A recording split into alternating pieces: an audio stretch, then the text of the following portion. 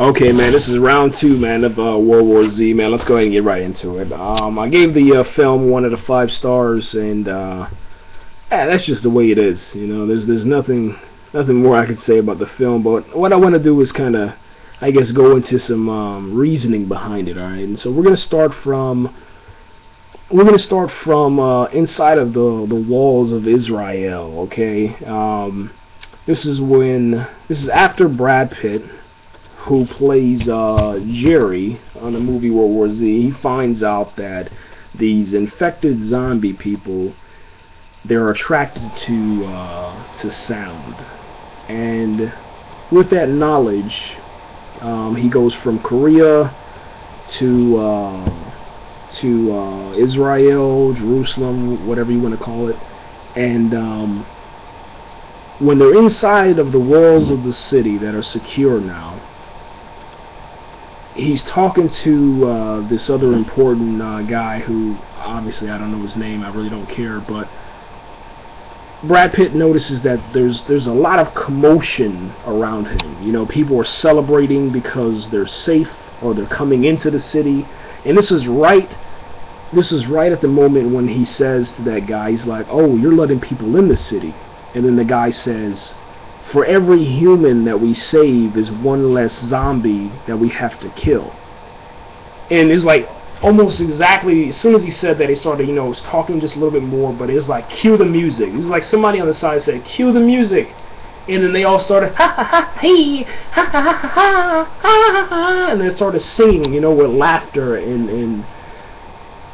and it was just that moment, man, where like even the loudspeakers began to, like, you know, screech, and you know, it was just one of those moments where everything inside you, as the person that's sitting there watching the movie, you're saying, do something. You know, if Jerry, you're this, you know, this situational awareness guy, you're this soldier, you're this NATO legend, well, why don't you do something?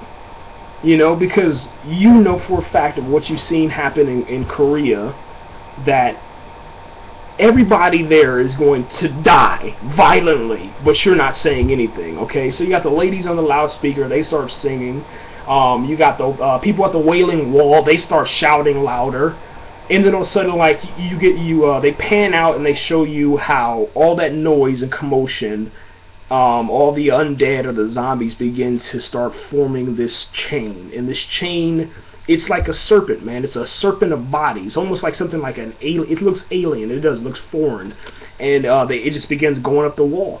And then you're sitting to yourself like, are you serious? All they had to do, especially Jerry, could have ran over there, unplugged the loudspeaker, and everybody would have been saved. Every single person would have been saved, and that would have been the end of the movie.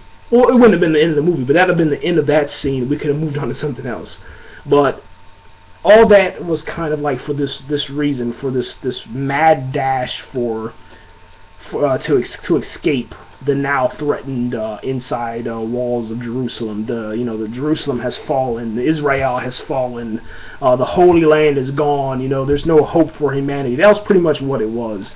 It was just done so horribly. You're sitting to yourself like, man, you know, these guys can't be stupid. You know, and especially, I don't know, man, like the military, I don't understand it. The military would have, you know, commanders, whoever was on the ground would have said they had the same thing. There wouldn't have been any reason for civilians to be, you know, holding loudspeakers. There's just no reason for that, you know. They could have sang and danced and do whatever you want, but you're not going to get on the loudspeaker, you know what I'm saying, because it would have caused too much commotion, you know. Obviously, there had to be another military person by the gate that's letting personnel in, and he's on a loudspeaker, but yet you got this other lady over here screaming at the top of her lungs, singing, rejoicing for Jesus, which is awesome, but yeah, there's two loudspeakers that are going to cancel each other out, and you just create chaos. And yeah, now you have, I mean, when I'm talking about billions of people just dead, and they went through that city, man. They ransacked that city, and it was just ridiculous, man. I don't understand how Brad Pitt escaped that one.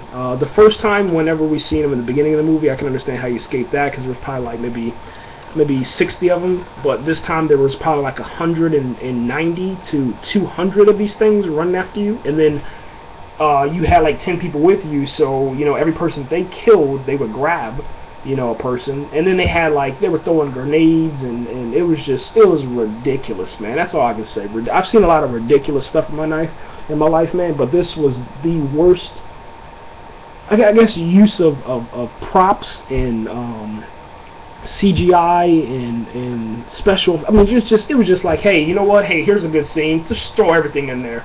There you go. Good job. Hey, we need pages 50 through 120 of this book. You know, let's turn it into an adaptation. Okay, all right, cool. Well, we're gonna use the whole entire book, but just 50 through 120. Let's go ahead and bunch those all together and turn it into a scene that's 15 minutes. And that's what they did. They just it was, oh gosh, man, I'm done. I don't have time for this.